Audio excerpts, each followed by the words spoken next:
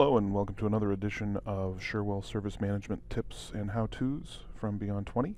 My name is Mark, and today we're going to be talking about related item pickers, which is a specialized field in Cherwell that allows you to automatically populate a field from another object.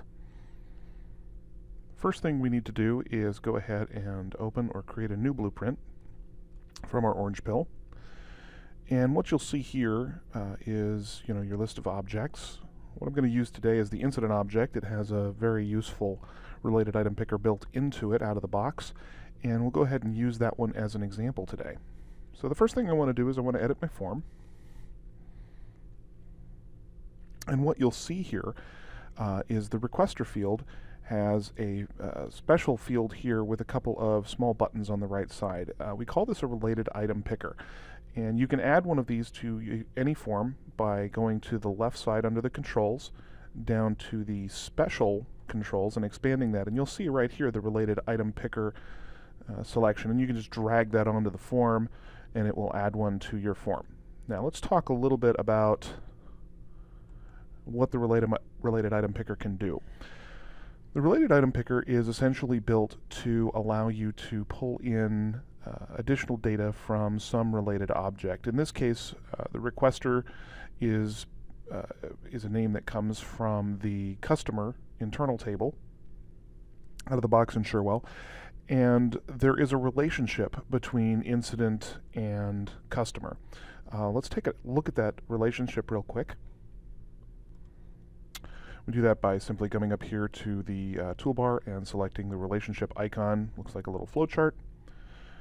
Don't need to apply the changes here, I was just showing. But as you can see, these are all the relationships for incident. And if you look through here, you will see incident links customer. It is a links relationship. It can be a links or owned relationship for the purposes of the related item picker.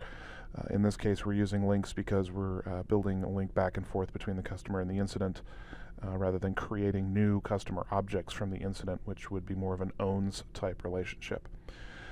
So if we just edit this relationship really quick, you're probably relatively familiar with the incident links customer. Every incident can have exactly one customer. There is customer is a group, and we'll talk a little bit about why you want to use the full customer as the relationship rather than, say, the customer internal specific table, especially when we're talking about related item pickers here in a little bit. So if we go back to our form and we take a look at this related item picker field, we can do that by going to the control properties, and it's just a right click on the field and then control properties. What you're going to see is the properties for the related item picker special object or special field. This is where it comes into play, where if you're picking a group, customer is a special type of group that Cherwell recognizes.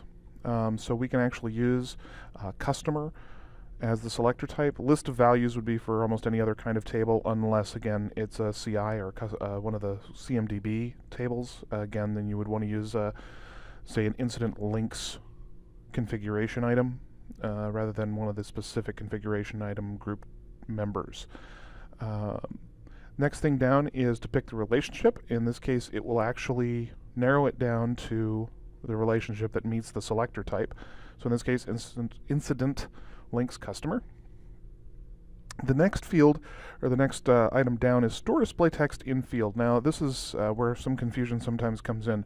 What this is where are we going to display the data that we get from the customer record on the incident. So in this case, we're going to store the data we get from the customer record in the field customer display name.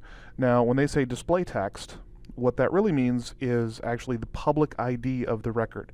So in the case of customer, the public ID is actually full name. So what we're going to be doing is we're going to be storing the field full name from the customer record in the customer display name field in the incident. What you see on the form itself is actually not a field per se. It is just a special control that allows you to store data in another field in your record. Finally, if you have a hint field that you want to add, you can do that here. You can also add filters to this, saying, your customer fields have to equal a certain thing, and these constraints are very similar to any other time you're going to constrain validation. So you can use anything that you would normally use in validation here as well. And then if you actually do add a filter to it, you do, well, it's grayed out here since we don't have any filters, but you could actually allow a user to choose records that don't meet the limiting filter. That means they could type in something that doesn't actually meet the constraint and it would accept it. Finally, as you can see down in this little help box here, if the relationship doesn't show in the drop down, you want to make sure that the child business object actually has full text search enabled. That is key to using the related item picker. Without full text search enabled, this system will actually not work properly. Now, as to why you might want to use the related item picker, especially Incident is a great example of it because it shows you that once you actually do that, you've now built the relationship between Incident and customer. And now I can actually pull data directly from the customer record into the incident. For instance, these next two labels here, actually they're links, but they also have an expression behind them. If you take a look at the underlying expression for the label, what you'll see is it's actually a case statement, and what we're using is actually the customer record to determine what value to put in there. So rather than having to store yet another field in Incident for customer email, we now have this relationship where I can actually pull the email field directly from the customer and use it in the Incident for labels, for expressions, for one-steps. And that's really what the related item picker gives me the ability to do. This is basically linking my current incident record against a specific customer record. In this case, obviously, if the customer email is empty, then we just put no email on record, and then the default action would be to actually go and get that email field from customer and populate this link with the email. So this is essentially a very powerful way of creating especially one-to-one relationships between records of different types. You can't use this in terms of a one-to-many because obviously this would be storing the public ID of the related record in a single field on your parent record. So you can't use it in a one-to-many relationship. It must be a one-to-one relationship. Customer and CMDB have a slightly special label, so when you want to build a customer relationship with any kind of record you're using, you want to use the whole group rather than an individual table. Within the group, an individual member, like customer internal, you want to actually make the relationship to the customer group. Finally, it is necessary to have that relationship. I can't build a related item picker without a relationship.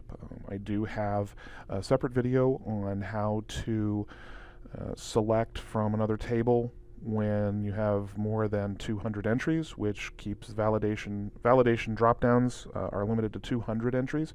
So if you need to go beyond that, there is a separate video that we do that shows you how to do that using basically a link and show legal values, which is a specialized command within Cherwell. But if you do have a relationship between the two objects that you're trying to get the data from, then you can use this special control called the related item picker, and it will allow you to build a link between those two objects. Hope this has been helpful, and I want to remind everyone to subscribe to our YouTube channel, Beyond 20 LLC, and we'll see you next time. Thank you.